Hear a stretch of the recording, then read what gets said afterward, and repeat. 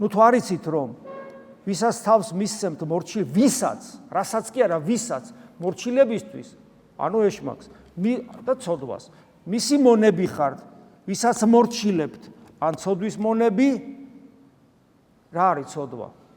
ცოდვა არის ღვთის ნებისგან აცდენა, ღვთის ნებისგან გადახვევა. ეს არის ცოდვა, აცდენას ნიშნავს ღვთის ნებისგან და ამბობს რომ მისი მონები ხართ, ვისაც მორჩილებთ, ან ცოდვის მონები და შედეგი რა არის? ცოდვის მონები სიკვდილისათვის, ან მორჩილების მონები სიმართლისათვის. მორჩილების მონები, უცნაური სიტყვათა წყობა, მორჩილების მონები სიმართლისათვის. პირდაპირ გაგებითაც შეიძლება ესე გავიგოთ, რომ მორჩილი არის იესო ქრისტე.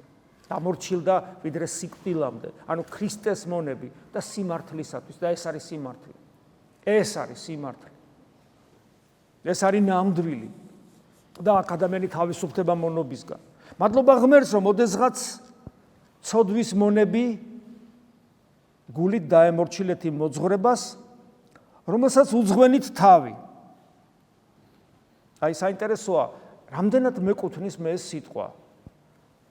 პავლე მოციქული მადლობას ეუბნება ღმერთს ჩემთვის, რომ მე ოდესღაც ვიყავი ცოდვის მონა, დემონურ ნებასთან იყო თანხვედრაში ჩემი ნება, ხოლო ახლა გულით, ანუ მთელი არსებით, გულწრფელად, დიდი მოშურნეობით დავემორჩილე იმ მოძღვრებას, რომელსაც უძღვენი თავი. უძღვენი თავი მე თუ არ უძღვენი.